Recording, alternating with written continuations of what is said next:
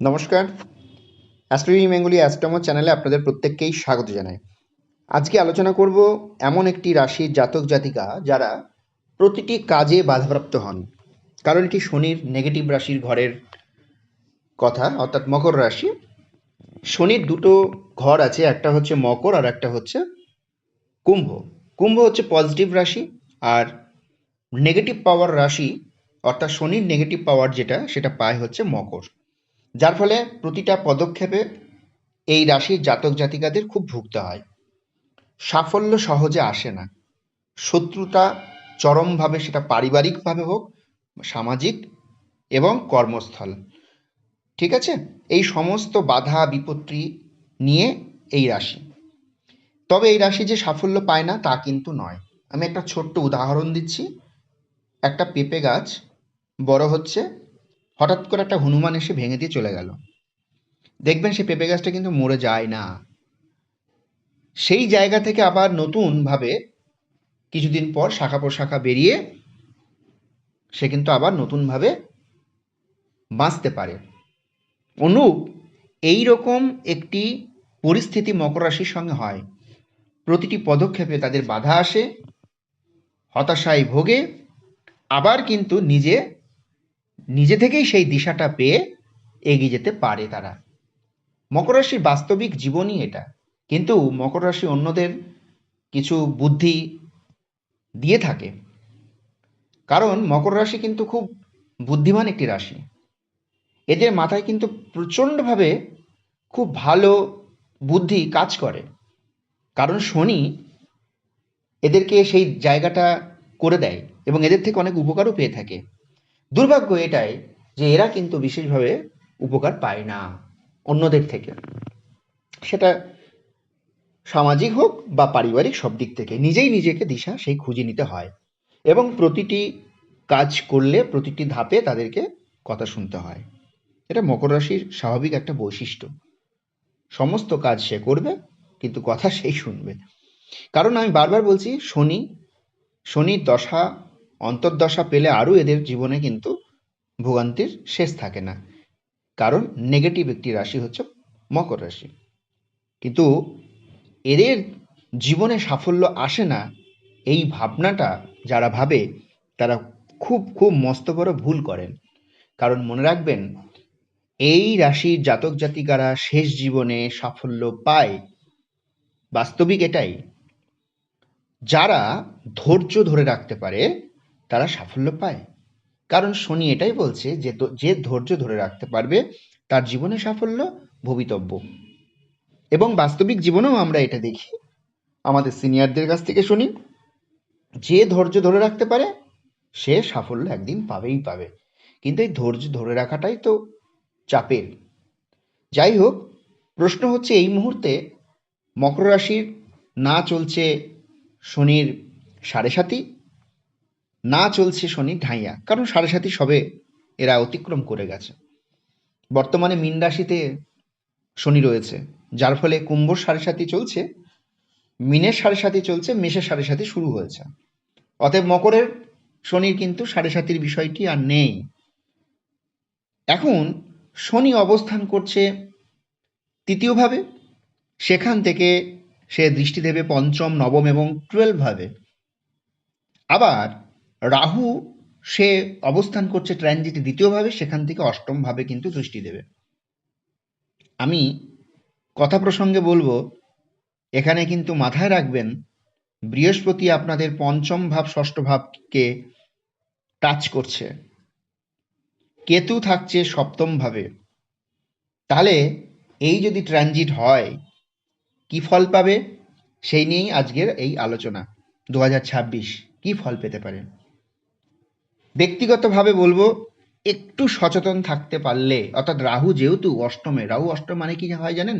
মামলা মোকদ্দমা, হঠাৎই কোনো পরকীয়ায় যুক্ত হওয়া, এবং যেহেতু সপ্তমভাবে কেতু অবস্থান করছে, যার ফলে কিন্তু দাম্পত্য জীবনে ব্রেক আসা এবং ডিভোর্সের যোগ এইগুলো কিন্তু হয়। অর্থাৎ এই জায়গাটা যদি আপনি নিজেকে কন্ট্রোল করতে পারেন, যদি আপনি পরকীয়াতে অ্যাড না হন, নিজেকে যদি নিয়ন্ত্রণ করতে পারেন, নিজেকে যদি ঠিক জায়গায় রাখতে পারেন, যদি ড্রিঙ্ক না করেন, যদি কোনো জুয়া খেলা না করেন, যদি কোনো মামলা মোকদ্দমার দিকে না যান, অর্থাৎ আইনি জটিলতা, এক কথায় আপনি দিশাহীন হয়ে এটাই করে ফেলবেন, কারণ আপনার কাছে অনেক প্রপোজাল আসবে ভালো ভালো, ঠিক আছে? মনে রাখবেন আপনার সময় ভালো চলছে, যার ফলে আপনি অনেক প্রপোজাল পাবেন এবং অনেক টাকার লোভ পাবেন, টাকার জায়গা পাবেন, কিন্তু সেই টাকাটা আপনি রাখতে পারবেন না, অষ্টমে রাহু রয়েছে। অষ্টমে রাহু থাকলে এই প্রবলেমটা কিন্তু আপনার হবেই, হঠাৎ করে অর্থ আসবে, কিন্তু সেই অর্থটা আপনি যদি একটু দিশাহীন হয়ে যান, সে কিন্তু আপনাকে শেষ করে দেবে। তাই আমি বলবো শুভ সময় চলছে, এই জায়গাগুলোকে সচেতন আপনাকে হতে হবে। দেখুন এগুলো না সেলফ ডিফেন্স, যদি আপনি মনে করেন যে আপনি প্রপোজাল পাচ্ছেন ভালো কোনো জায়গায়, একটু জেনে বুঝে পদক্ষেপ নিন। ক্লিয়ার? সেটা টাকা টাকা হতে পারে, নারী হতে পারে, পুরুষ হতে পারে, যাই হতে পারে, আসবে। সেই জায়গাটাকে আপনাকে একটু কন্ট্রোল করতে হবে, যে কন্ট্রোল করতে পারবে, যে একটু সময় নেবে, সচেতন হয়ে পদক্ষেপ করবে, সে সাফল্য পাবে এবং টাকাটা রাখতে পারবে, এবং সে নারীকে রাখতে পারবে বা পুরুষকে রাখতে পারবে, এবং সেটা মামলা মোকদ্দমারও পর্যন্ত পৌঁছাবে না। এক কথায় সেটা কোনো রকমের অশান্তিমূলক জায়গায় যাবে না। কিন্তু যদি আপনি আবেগবশত মিথ্যা প্রপোজালে মানে প্রপোজালের মাধ্যমে চলে যান এবং সেখানে প্রতারণার শিকার কিন্তু হতে বাধ্য। কারণ অষ্টম রাহু কিন্তু সে এক, তার তৃপ্তি হয় না। রাহু মানে তৃপ্তি নেই তার। সপ্তমে কেতু অবস্থান করছে, দাম্পত্য জীবনে আপনাকে বেশ ভোগান্তি দিয়ে দিতে পারে। ভালো করে বুঝুন এগুলো। এই জায়গাটা বাদ দিয়ে বাকিগুলো বৃহস্পতি আপনাকে অত্যন্ত ভালো প্ল্যাটফর্ম তৈরি করে দিচ্ছে। শুধু সচেতন থাকুন রাহু এবং কেতুর অবস্থানে। এখন রাহুকে অষ্টম কেন বলছি বোঝার চেষ্টা করুন। রাহু দ্বিতীয়ভাবে, দ্বিতীয়ভাবে রাহু মানে কি? প্রচুর অর্থ আপনি পাবেন, কিন্তু রাখতে পারবেন কিনা সেটা নিয়ে সন্দেহ আছে। ব্যাপারটা এইখানে। এবং রাহু দ্বিতীয় ভাব থেকে তার সমসপ্তমে তো দৃষ্টি দেবে, তাহলে সে অষ্টমে চলে যাচ্ছে। এইভাবে অষ্টম কানেক্ট হচ্ছে। সব থেকে বেটার কাজ হচ্ছে আপনাকে রাহু কেতুর এই অবস্থান আপনাকে সচেতন রাখতে হবে, থাকতে হবে। সেটা আপনি প্রেডিকশন নিয়েও সঠিক গাইড নিয়ে চলতে পারেন, সেটাও আপনার চার্টে কি অবস্থান করছে তার নিরিখে প্রতিকার আপনি নিতে পারেন। কিংবা আপনি নিজেও যদি সেলফ ডিফেন্স করতে পারেন তাহলেও হবে, কারণ আমি তো আপনাকে সচেতন করেই দিচ্ছি যে আপনার কাছে এরকম প্রপোজালগুলো আসবে। আপনি বুঝে শুনে যদি সেটা অ্যাকসেপ্ট করেন তো ঠিক আছে, আর যদি আপনি ভুল করেন তো কিচ্ছু করার নেই, লাইফটা কিন্তু বরবাদ হয়ে যাবে। শুভ সময় আপনি খারাপ ফল পাবেন, দোষ দেবেন জ্যোতিষশাস্ত্রের। পাটা আপনিই দিচ্ছেন, কারণ আমি দেখুন, আমি যে বিষয়ে আমি উইক পাই সেই বিষয়টাকে সচেতন করি বার করে। অনেকে আমাকে ভুল বোঝে, কারণ আমি যেহেতু এই সপ্তম আর অষ্টম ভাব নিয়ে বারবার সচেতন করাচ্ছি, তার মানে বুঝতে হবে এখানেই গন্ডগোলটা লুকিয়ে আছে। বাদ বাকিগুলো কিচ্ছু নেই, বাদ বাকিগুলো দারুণ দারুণ ফল দেবে। সেটা আপনার শিক্ষা, মকর রাশির ক্ষেত্রে বলছি, শিক্ষা, স্বাস্থ্য, হ্যাঁ স্বাস্থ্য নিয়ে একটুখানি সামান্য একটু প্রবলেম আছে, কারণ বৃহস্পতি স্বাস্থ্যের দিকে কিন্তু একটু উইক করে, হজমগত এবং হার্ট প্রবলেম এই জায়গাগুলোকে একটু দিশাহীন করে ফেলে, মানে একটু চিকিৎসায় রাখে, কিন্তু খুব বড় কোনো সমস্যা নয়। এবং হ্যাঁ অপারেশনও আনে, কিন্তু খুব বড় মেজর প্রবলেমে আপনাকে মেরে দেবে বা আপনার বিছানাগত করে দেবে এমনটা কিন্তু পরিস্থিতি নয়, সেটা রাহু করে। ঠিক আছে? অর্থাৎ রাহু কিন্তু সেই হেলথের দিকে কানেক্ট দিচ্ছে না, হেলথের দিকে কানেক্ট কিন্তু বৃহস্পতি দিচ্ছে। সে কিন্তু আপনাকে মেরে দেবে না, এটুকু আমি বলতে পারি। ঠিক আছে? অতএব সেটা মেজর নয়। মেজর প্রবলেম আছে আপনি ভুল কিছু বুঝবেন, ভুল কিছু দেখবেন, এই হচ্ছে ব্যাপার।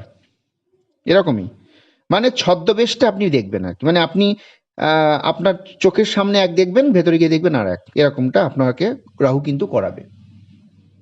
ঠিক আছে? এবার আপনি ওই মাছের বড়শির মতন কেস ঘটে যাবে, মানে মাছ যেমন টোপটা খেতে যায়, তারপরে যখন ওই ফাঁদে পড়ে যায় বড়শি গিলে নেয় আর কি, ওই রকম কেস কিন্তু আপনাদের ক্ষেত্রে রাহু এই অষ্টমে থাকলে কিন্তু এই জায়গাটা হয়। এই জায়গাটা আপনি ঠিক করুন তো সব ঠিক। এটা আপনার জন্মছকে প্রেডিকশন করিয়ে ঠিক করে নিতে পারেন, কিংবা আপনি সেলফ ডিফেন্স, অর্থাৎ নিজেই এইটা যেহেতু আপনি বুঝে যাচ্ছেন, অতএব আপনাকে এই জায়গাটা ঠিক করে নিতে হবে। এছাড়া শিক্ষার ক্ষেত্রে, চাকরির ক্ষেত্রে, বাণিজ্যের ক্ষেত্রে দারুণ দারুণ সাফল্য, অর্থনৈতিক সাফল্য, সমস্ত দিক কিন্তু আপনার ভালো একটা জায়গা মকর রাশির ক্ষেত্রে আছে। না আছে শনির ঢাইয়া, না আছে শনির সাড়ে সাথে। ক্লিয়ার? আশা করি বুঝতে পারছেন। খুব সুন্দর একটা ছক এই মুহূর্তে ট্রানজিটে আপনাদের দেবে 2026। এটা আপনাকে নিতে হবে, কিন্তু বারবার বলছি যে যদি ভুল পদক্ষেপ করেন তো মরলেন, কিচ্ছু করার নেই। দুটো অপশান, সেলফ ডিফেন্স, আপনি নিজেই নিজেকে নিয়ন্ত্রণ করুন, নতুবা সঠিক প্রেডিকশন করে সঠিক গাইড নিয়ে চলুন, আপনার টাইম কিন্তু বেটার চলছে, এটুকু নিয়ে কোনো দ্বিমত নেই। আশা করি পরাশর হরাশাস্ত্র নিয়ে যারা আলোচনা করে তারা এটা সমর্থন করবে। আর আমি পরাশর হরাশাস্ত্রকেই বুঝি, ওটাই আদি। ক্লিয়ার? আর নতুনভাবে যে সকল উদয় হয়েছে সেগুলোকে আমি খুব বেশি গুরুত্ব দিই না, কারণ আমরা মুনি ঋষি কেউ নয় বর্তমান দিনে। অতএব মুনি ঋষিরা যেগুলো পথ দেখিয়ে দিয়ে গেছে সেগুলোই আমাদেরকে মানে দেখতে হবে, সেটাকে নিয়েই এগোতে হবে। আপনাদের জন্য রেমেডি এটাই বলবো যে অষ্টম ভাবের যেটা বললাম রাহু কেতুর রেমেডিটা একটু বলে দিই। দেখুন, কেতু হচ্ছে কুকুরকে খাওয়ানোর জন্য বেটার একটা ভালো ফল পাওয়া যায়, আমরা জানি প্রত্যেকেই। আর এখানে রাহুর ক্ষেত্রে অবশ্যই বজরং এবং শনি যেহেতু একটা ব্যাপার কানেক্ট করছে, তো সেক্ষেত্রে আপনাকে যেটা করতে হবে বজরংবলীর উপাসনা আপনি করতে পারেন। ঠিক আছে? হনুমান চল্লিশা পাঠ শনি মঙ্গল অন্যদিন করবেন না।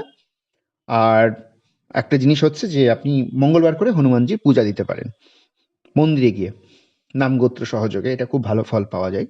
ঠিক আছে? এটা আপনি করতে পারেন। আর অন্যথায় আপনার চার্টের যে পরিস্থিতি হয়ে আছে ব্যক্তিগত চার্ট, সেটা প্রেডিকশন করিয়ে সঠিক গাইড মেনে চলতে পারেন, সেখানে কি আছে সেই অনুযায়ী আপনি রেমেডি করে এগোতে পারেন।